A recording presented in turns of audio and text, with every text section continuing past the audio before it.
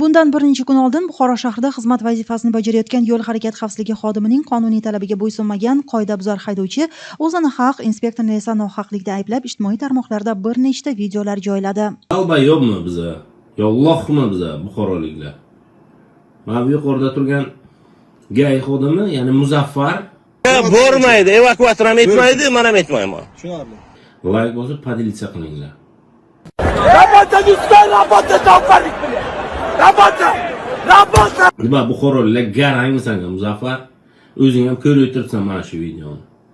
Aslida holatga ko'ra avtomashina boshqarib kelayotgan haydovchi ishoraga ko'ra to'xtatilgandan so'ng inspektor hujjatlarini ko'rish maqsadida uning oldiga borib, belgilangan tartibda murojaat qilgan.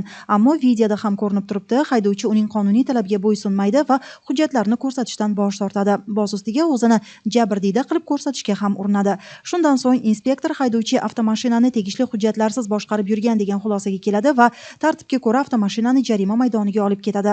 Jahlotiga mingan haydovchi bu vaziyatda ham inspektorni obro'sizlantirishga urinib, turli so'zlar bilan uning sha'niga tegishga urinadi. Hujjatlarni berasizmi, hurmatli haydovchi? Men so'zsiz bermayman. Tramvay olib kelaman, tankamdan olib ketaman. Kerak turgan joyga.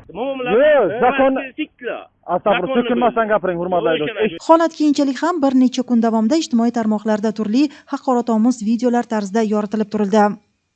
Buxoro shahar sudida ko'rib chiqilgan mazkur ma'muriy ish yakunida haydovchi ma'muriy javobgarlik to'g'risidagi kodeksning 194-moddasi 1-qismi ichki ishlar organlari xodimining qonuniy talabini bajarmaslik va 195-2-moddasi huquqni muhofaza qiluvchi organlar xodimlarining foto va yoki video tasvirlarini ularning obro'sizlantirilishiga olib keladigan tarzda buzib tarqatishda nazarda tutilgan huquqbuzarliklarni sodir etganlikda aybli deb topildi va unga nisbatan 7 sutka ma'muriy qamoq jazosi tayinlandi.